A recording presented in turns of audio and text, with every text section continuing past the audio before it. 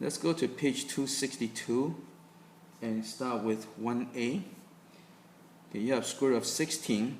Okay, so the answer is 4, but if you don't know it, you can just break it down. So 2 divided by 2 equals 8, divided by 2 equals 4, divided by 2 equals 2, divided by 2 equals 1.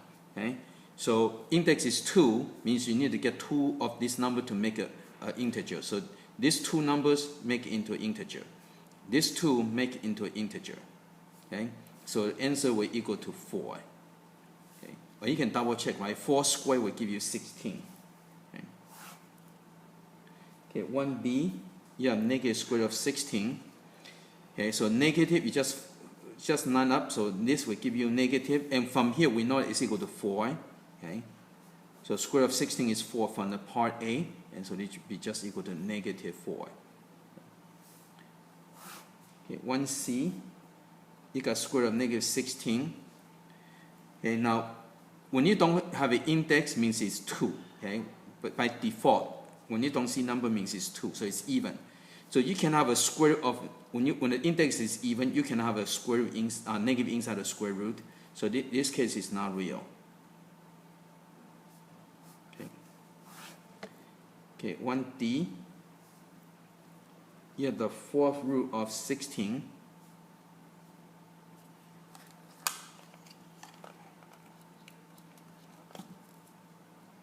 Okay, we kind of did something over here, so we're going to do the same thing, right? So 16, you divide by 2. So break into prime numbers. So you get 8, divide by 2, you get 4, divide by 2, you get 2, divide by 2, you get 1, right? Now the index is 4. See, over here index is 2, so you need to get 2 of the radicands to make an integer, right? But over here the index is 4, means you need to get 4 of them to make into one integer. Okay? So again, 4 radicands make one integer because index is 4. Over here, when you don't see a number, means index is 2. So you need to get 2 radicand, make it one integer. 2 radicand, make one integer. Over here, the index is 4, so you need to get 4 radicand, make it one integer.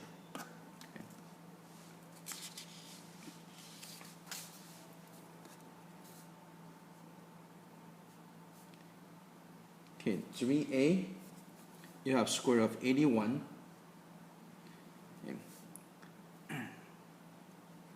So again, if you know it, the answer is 9, but if not, you just go and break it down. So divide by 3, you get 27, divide by 3, you get 9, divide by 3, you get 3, divide by 3, you get 1. So index is 2, means you need to get 2 radicand to make it one integer. These 2 radicand make into one integer. Okay, so answer equal to 9. Okay, 3b, you have negative square root of 81. So from part 1, we know that negative will give you negative square root of 81 will give you 9. Okay, so this is from this part over here. And now if you don't have part A, just do this part over again, right? Do this over again. Okay, 3c, you have square root of negative 81. So again, when you have negative inside the square root, this is not real.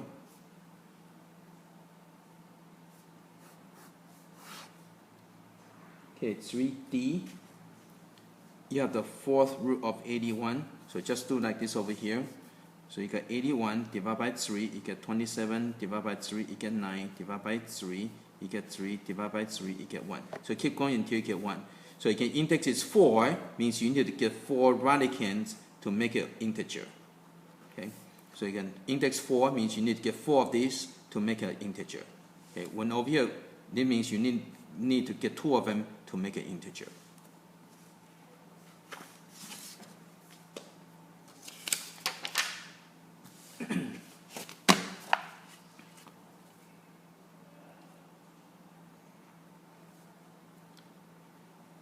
Okay, 5a, you got square root of 0.01.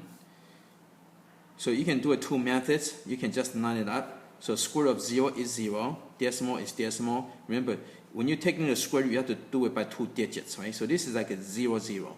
Okay, so 0, 1, so be 1, right? 1 square give you 1. Okay. Or if you don't know, if you're not familiar with the decimal, then what you do is you convert into fraction. So this is equal to square root of 1 over 100. Right? There are two decimal places, so there will be 2 zeros.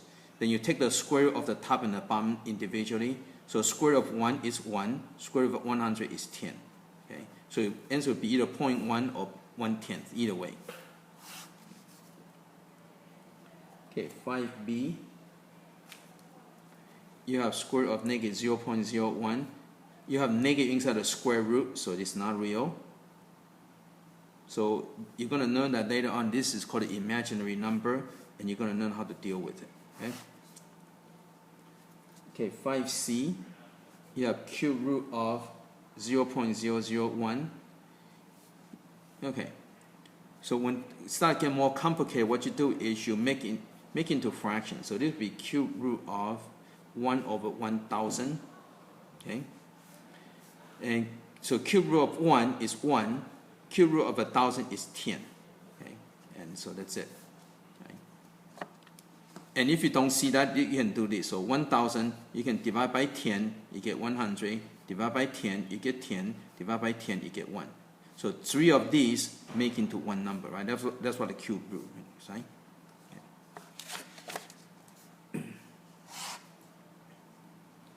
Okay, 5d. Okay, you have cube root of negative 0.001. Okay. So when it's odd, then everything's all good. So negative is negative, right? Now 0.001 from this part is 1/10. Okay, we already know this from this part over here, right? So we got 1/10 from this part over here. So answer would be negative 1 over 10.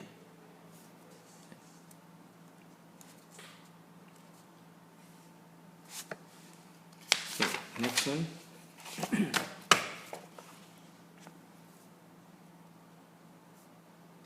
Okay, 7a, you have square root of 7 squared. So square and square will cancel out, so answer would be just 7.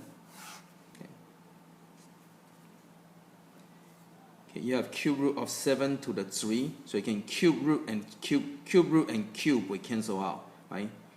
So this will equal to 7, and that's it. Okay, 7c. You have the fourth root of negative 7 to the 4. Okay, now remember, when you raise to the fourth power, that's even, so answer will be positive, and when you take the fourth root, answer will be positive, so answer will be 7. Okay. So again, before you cancel this out, you have to make this into positive, because negative to the fourth power is positive. And positive number, you take the fourth root, will give you positive. Okay. So again, remember, when this is even, you have to take the absolute value. Okay, 7d. Okay, you have fifth root of negative 7 to the 5 power. Again, when it's odd, then everything is all nice and good. So this will just cancel out, so the answer will be negative 7. Okay. And the reason for that, because negative to the 5 power is negative, and negative when you take the fifth root is still going to give you negative. Okay. So only time you have to really have to watch out for is when you have an even exponent inside, the radical sign. That's the only time you have to kind of really have to watch out. Everything else is common sense.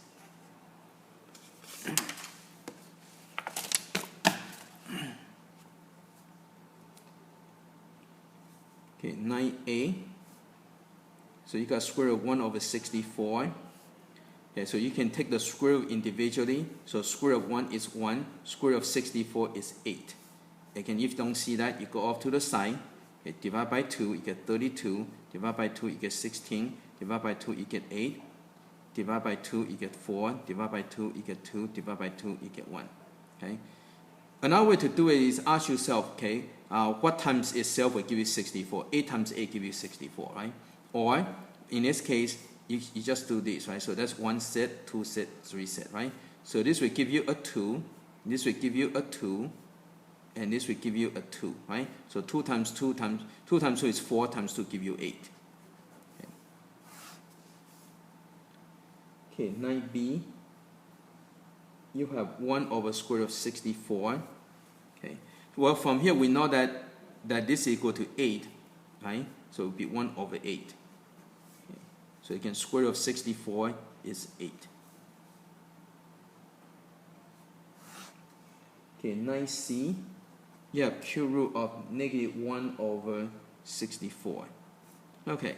So from here, again, the cube root of -1 is -1. So we can do this individually. Okay, so you can do the top separately from the bottom. So 64 divided by 2, you get 32, just like this over here, right? Okay, divide by 2, you get 16. Divide by 2, you get 8. Divide by 2, you get 4. Divide by 2, you get 2. Divide by 2, you get 1. Okay, now you have to watch the index. Index is 3, means you need to get 3 of them, okay, to make into an integer. So this will give me a 2, and this one over here will give me another 2, right? So again, so this is over here, this is, it doesn't matter, okay? And so answer equal to -1/4. So break it down and watch out, pay attention to the index. Okay, this tells you how many radicand you need to make an integer. So these are radicands, these are integers. Okay, 9D. You have -1/cube root of 64. Okay, so just what you do, you need to simplify each part. So negative is negative, 1 is 1. Cube root of 64, from here, we know that it's equal to 4, so it would be -1/4. Okay, so you can, negative is negative, 1 is 1. Cube root of 64, when you do this part over here, you're going to give you 4. And so that's where the 4 came from this over here. Okay.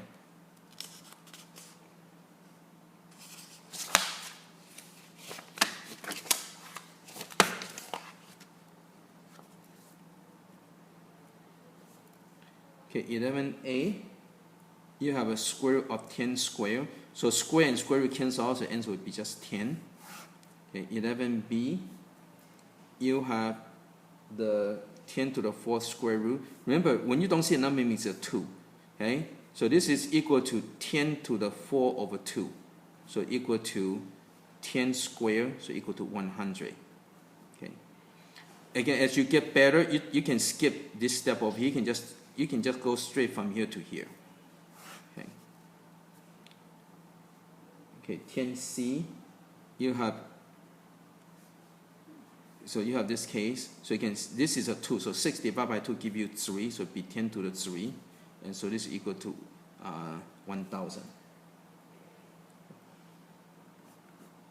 Now, if you have 10 to the 3, that's fine. You can leave it here or here. Okay.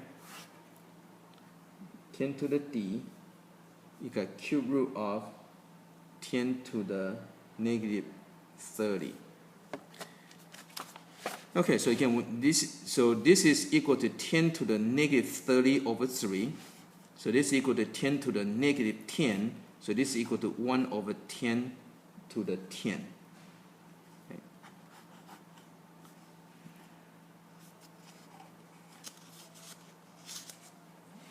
Okay, let's go to 13.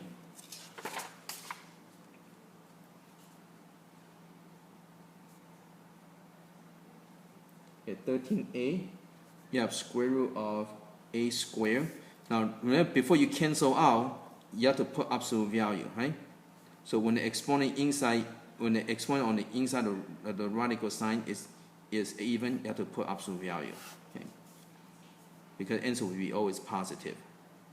Okay, 13B, okay, you have the square of a to the 4. So you can remember this is 2, so this is equal to a to the 4/2, and so it's equal to a squared. Now this one we don't have to put absolute value because a squared itself will be always positive. Okay, so that's the reason you don't have to put absolute value, because a squared will make it equal to positive. Okay, 13C. So you got cube root of a to the 6. So again, this is equal to a squared because 6 divided by 3 equal to 2, right? 6/3, just like this over here. 6/3 equal to 2. And again, this will make it positive already, so you don't have to have absolute value.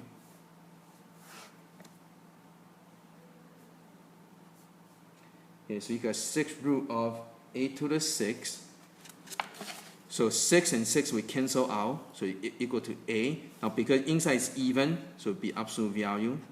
Okay, and you need absolute value because there's no square. In this case, the square itself will make it into always positive.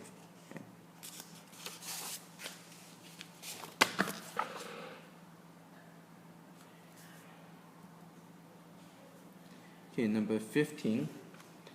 Okay, find the real roots of each. Okay, so x squared equal to 144, and I'm going to write it one more time and leave a little bit space in front. So I'm going to take the square root on both sides, and whenever you take the square root of the variable, you need to have a plus minus on the other side. So the square and square root cancel out, and this would be plus or minus. Okay, 144 will give you 12. Okay, again, if you don't see that, what you do is you break it down. So 272, 236, okay, 218, 2, 9, 3, 3, divided by 3, right? So this will give me a 2. This will give me a 2. And this will give me a 3. Okay? So 2 times 2 is 4, times 3 give me 12. So that's where the 12 came from. Okay? So again, you just break it down, and that would be your answer. Okay, 17. You got x squared plus 9 equal to 0, minus 9 on each side. So you get x squared equal to negative 9. And you take the square on both sides, so copy it one more time, and you take the square root and put plus or minus in front. Okay, now when you have negative inside the square root, then it means that the solution would be no real solution. Okay.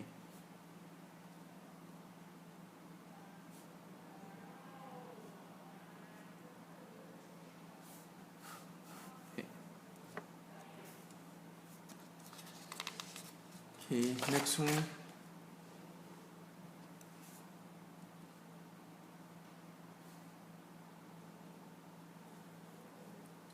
Okay, number 19. Okay, you got 9x squared equal to 4. So again, you have to get a perfect square. You can take the square root on both sides right now, but I would prefer to get rid of 9 first, so that you get a nice perfect square. So x squared is equal to 4 over 9. And what I'm going to do is I'm going to take the square on both sides. Okay? So the square and square root cancel out, so I get x equal to plus or minus. Now, when you have fraction, you just do the top and bottom separately. So square root of 4 is 2, square root of 9 is 3. Okay, and so that's it. Okay, 21. Okay, I got 16y squared equal to 25. So first, get rid of the number. Okay, so divide by 16. So you get y squared equal to 25 over 16. Take the square root on both sides, and you have to have plus or minus. Square and square root cancel out. And square root of 25 is 5, square root of 16 is 4. Okay, and that's it. Now, another way you can do this is another way of doing this, if this is a perfect square already, you can just go and take the square root on both sides, like this. So you're going to get 4y equal to plus or minus 5. Then you divide by 4, divide by 4. And then y equal to plus or minus 5 over 4. So you get the same answer. But you only do that if this is a perfect square. If this is not a perfect square, do not do this. Okay?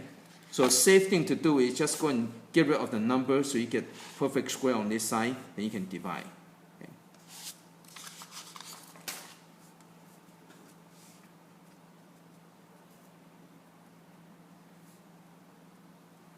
Okay, number 23. Okay, you got 4 minus 16x squared equal to 0.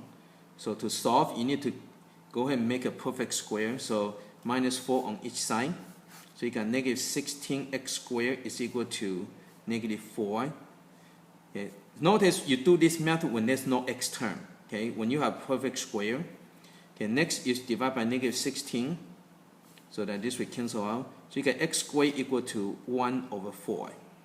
Then you can take the square root on both sides, and remember to put plus or minus in front. So square and square root cancel out.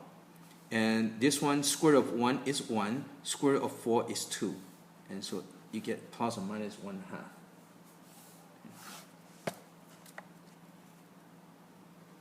Okay, number 25. You have 81 minus 9x squared equal to 0. So again, you can do it by factoring method. Okay, so let's go and do the square root method first. Okay, so minus 81 minus 81. So you got negative 9x squared equal to negative 81. Divide by negative 9, divide by negative 9. So you get x squared is equal to 9. Take the square root on both sides and put a plus or minus in front. So square and square root cancel out, and that's the reason for take the square root, is to undo the square. So equal to plus or minus 3. Okay. Now over here, you also can do the factoring method. Okay. See what happens is this is the equation, so you can dividing by 9 to lower your number. So you're going to get 9 minus x squared equal to 0. Then you can do the factoring. So you get 3 plus x, 3 minus x, right? That's your conjugate. Then you set it equal to 0. So from here you can minus 3 on both sides. So you got x equal to negative 3. Over here you can plus x on both sides. So this will cancel out, so you got 3 equal to x. So you get same, right? So you get plus or minus 3. So either way, okay? So you got to be, so the more method you know means the more tools you have and it's easier to solve.